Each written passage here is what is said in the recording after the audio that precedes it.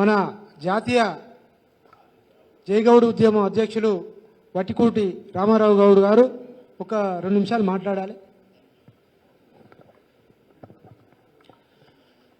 భరతమాత ముద్దు బిడ్డ, తొలి తెలుగు బహుజన చక్రవర్తి, 7.5 నెలలు గోల్కొండ చక్రవర్తిగా పరిపాలించిన బహుజన బిడ్డ సర్దార్ సర్వాయి పాపన్న మహారాజ్ 314వ వర్ధంతి కార్యక్రమానికి ముఖ్య అతిథిగా వచ్చినటువంటి అభినవ సర్దార్ సర్వాయి పాపన్న శ్రీనివాస్ గౌడ్ అన్న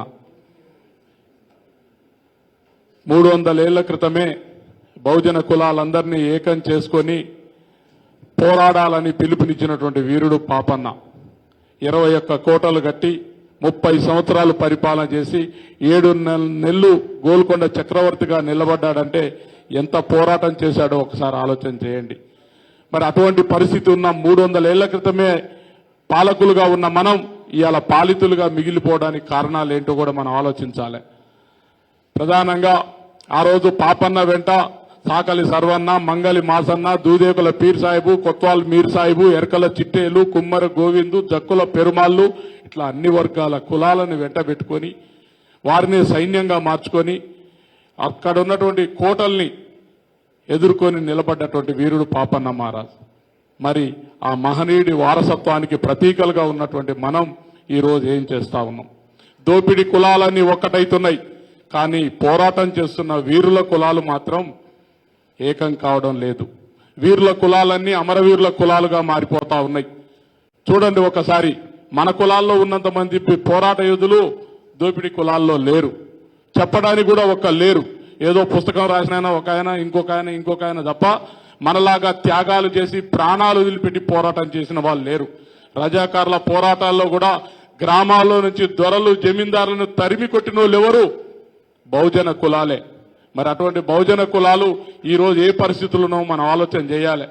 ఈ మధ్య కాలంలో అగ్రకులాలు అక్కడ మీటింగ్ పెట్టుకొని ఏది ఏమైనా కానీ నువ్వు డబ్బులు పెడతావా లేకపోతే రాజకీయం చేస్తావా, వాళ్ళతో సవాసం చేస్తావా, 2 బీసీ కులాలు కలిసి తిరగకుండా చేయండి, 2 దళిత కులాలు కలిసి తిరగకుండా చేయండి, 2 గిరిజన కులాలు కలిసి తిరగకుండా చేయండి, మన అధికారానికి డోకాలేదని చెప్పుకుంటా ఉన్నారు. మనం కనపడుతూనే ఉంది. 2 బీసీ కులాలు కలిసి తిరిగే పరిస్థితి లేదు, 2 గిరిజన కులాలు కలిసి తిరిగే పరిస్థితి లేదు, 2 దళిత కులాలు కలిసి తిరిగే పరిస్థితి లేదు, లేదా 2 బీసీ సంఘాలు కలిసి తిరిగే పరిస్థితి లేదు, 2 దళిత సంఘాలు కలిసి తిరిగే పరిస్థితి లేదు, 2 గిరిజన సంఘాలు కలిసి తిరిగే పరిస్థితి లేదు. మరి మనం ఎక్కడున్నామో ఒక్కసారి మనం ఆలోచన చేయాలి. ఒక్కసారి చూడండి, చట్టసభల్లో ఈడబ్ల్యూఎస్ రిజర్వేషన్ పెట్టడానికి ఒక బీసీ నాయకుడితోటి ప్రైవేటు బిల్లు పెట్టించారు తప్ప మరి బీసీలకు చట్టసభలో రిజర్వేషన్ ఇవ్వడానికి ఒక ఓసీ నాయకుడు అన్న ప్రైవేటు బిల్లు పెడుతున్నా మీరు ఒక్కసారి ఆలోచన చేయండి. ఇవేవి మనం మాట్లాడుకోవడం లేదు. ఎంతసేపు మనం వీటి చుట్టే. తెలంగాణ ఉద్యమంలో ఆ రోజు యూనివర్సిటీ కేంద్రంగా మేమందరం పోరాటాలు చేస్తుంటే జైళ్ల పాలైతే మా వెంట నిలబడి బెయిల్ ఇప్పించింది సీనన్న. చాలా మంది మేము అని చెప్తారు. మేము అని చెప్పడానికి చాలా ఉన్నాయి. డబ్బులు ఇచ్చి, వాళ్ళ కడుపు చూసి, వాళ్ళ కుటుంబాలు చూసి, వాళ్ళ వెంట నిలబడి వాళ్ళ కోసం అర్ధరాత్రి ఎక్కడికి రమ్మంటే అక్కడికి వచ్చి నిలబడేది మాత్రం 100కు 200% సీనన్నే. మరి అటువంటి సీనన్నే ఇప్పుడు నేను ఒకటి అడుగుతా ఉన్నా. రేపు బహుజనులకు రాజకీయ అధికారం రావాలంటే రేపు జరిగే పోరాటానికి బెయిలు జైలు నేను చూసుకుంటానని హామీ ఏమంటున్నాం. ఏ పరిస్థితి వచ్చినా ఉస్మానియా యూనివర్సిటీ గేటు ఆ మెట్ల మీద కూర్చొని బెయిల్ నేను చూసుకుంటా తమ్మి, జైలు నేను చూసుకుంటా, కష్టం వస్తే మీ వెంట నేను నిలబడతా అని చెప్పి ఒక్కసారి అన్న బయటికి వెళితే ఆ పరిణామాలన్నీ మారిపోతాయి.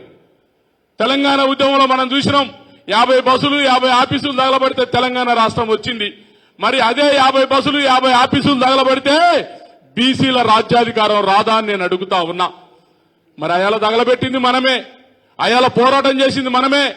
1200 మంది అమరవీరులు 98% బడుగు బలహీన వర్గాల మనమే. మరి ఇవాళ మన అవసరం కోసం ఎక్కడున్నాం?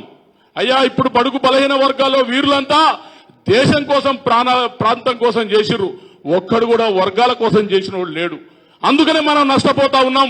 ఒక సర్దార్ సర్వాయి పాపన్న మాత్రమే వర్గం కోసం పనిచేసి బడుగు బలహీన వర్గాలను వెంటేసుకొని 21 కోటలు కట్టి 30 సంవత్సరాలు పరిపాలన చేసి 7.5 నెలలు చక్రవర్తిగా నిలబడ్డాడంటే మన వర్గాలు మన వెంట నిలబడ్డందుకే. అది మనం అర్థం చేసుకోవాలి. అందుకనే భవిష్యత్తులో అన్నగారు మనం చెప్తాను కిందాక అదే చెప్పినా తప్పకుండా బడుగు బలహీన వర్గాల కులాలందరినీ వెంట పెట్టుకొని ఒక రథయాత్ర లాగా ఈ రాష్ట్రమంతా తిరగాల్సిన అవసరం కూడా అది సీనన్నకు మాత్రమే ఉంది. అది సీనన్నతోటే సాధ్యమవుతుందని కూడా అంటా ఉన్నాం. రథయాత్ర చేసి బడుగు బలహీన వర్గాల కులాల్ని కలుపుకొని పోతూ అవి చేసుకుంటూ వస్తే తప్పకుండా మన వాళ్ళలో ఆ చైతన్యం వచ్చి పోరాటం వైపు వచ్చేటటువంటి అవసరం ఉంది. నేను ఇవన్నీ కూడా చరిత్రకారులు ఉన్నారు, కవులు, కళాకారులు, సింగర్లు, జర్నలిస్టులు, అడ్వకేట్స్ అన్ని మన వర్గాలకు చెందిన వాళ్ళే. కానీ మన వాళ్ళు మాత్రం మంది పాలైతా ఉన్నారు. ఏదో ఒక సామెత కూడా ఉన్నది, తెలివి ఉన్నోడు, బలమున్నోడు, డబ్బులున్నోనికి బానిస అన్నాడు. నిజంగానే తెలివి ఉన్న బడుగు బలహీన వర్గాలు, దమ్మున్న బలమున్న బడుగు బలహీన వర్గాలు దోపిడీ కులాల బానిసత్వానికి ఎగదాస్తున్నటువంటి పరిస్థితులకు వస్తుంది. దీన్ని మనం మార్చుకుంటేనే తప్పకుండా మేమందరం ఉన్నాం, అన్న వెంట నిలబడతాం. ఎందుకంటే ఇలా సీనన్న మీద జరిగిన కుట్ర కూడా అది ఆయన వ్యక్తి మీద జరిగింది కాదు. ఇతను మళ్ళొకసారి గెలిస్తే ఈ రాష్ట్రానికి నాయకత్వం వహించే అవకాశం వస్తుంది, ఈ రాష్ట్ర ప్రజల్ని కదిలించే పరిస్థితి వస్తుంది, బడుగు బలహీన వర్గాల్ని చైతన్యం చేసే పరిస్థితి వస్తుంది. కాబట్టి ఇతన్ని మొగ్గలోనే తుంచేయాలి, ఆదిలోనే అణిగబట్ట పెట్టాలని చెప్పి అక్కడ కుట్రలు చేసినటువంటి కుట్రలో భాగమే అన్న విషయాన్ని మన సోదరులు అర్థం చేసుకోవాలి.